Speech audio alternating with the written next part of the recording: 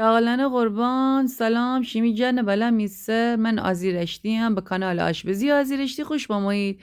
باید بشیم با هم برای سینزه بدر ایت کباب چنجه اعیانی با هم دیگر چه کنیم. کباب چنجه نیاز داره که حتما چند تا دانه گوجه کنارش کبابی بکنیم. قبل از هر چیز جاقلان اگر از ویدیو شما را خوش بمو لایک و کامنت و سابسکرایب شما را فراموش نبا.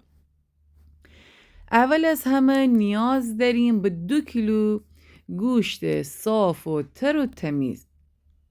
از گوشتان اول قشنگ برش بزنید. گوشت چنجه با گوشت کباب برگ با هم دیگر فرق کنه. کباب برگ قشنگ ورقه‌ای کند و بعدا با گوشتکوب یا پشت چاقو وقتی به سیخ بکشه دونه رو کوبد که کباب برگ در بیه. اما کباب چنجه باید مکعبی برش بخوره. وقتی گوشتان قشنگ با هم خورده کدیم و مربعی بزنیم بهتره که تکاش بزرگ بابه و همه یک اندازه.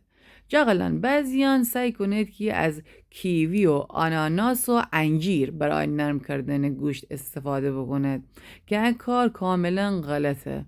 باعث به که بافت گوشت از همدیگر متلاشی بابه.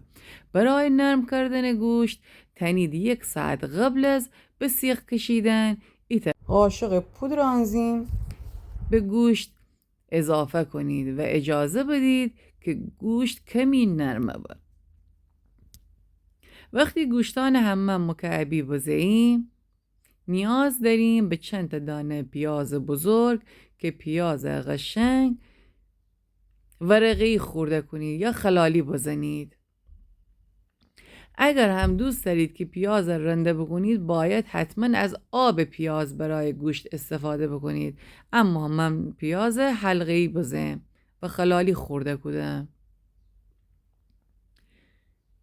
مقداری بهش فلفل قرمز، فلفل سیاه، نمک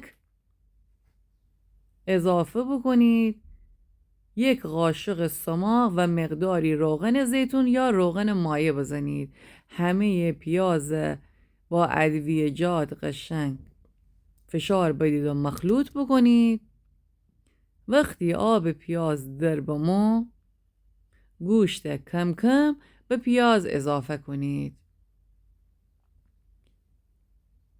گوشت جاقلان بهتره که یخچال جب بنید به مدت 24 ساعت تا قشنگ گوشت بیاته به.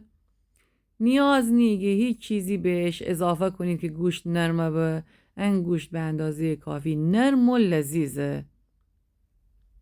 بعدن تنید قشنگ به سیخ بکشید.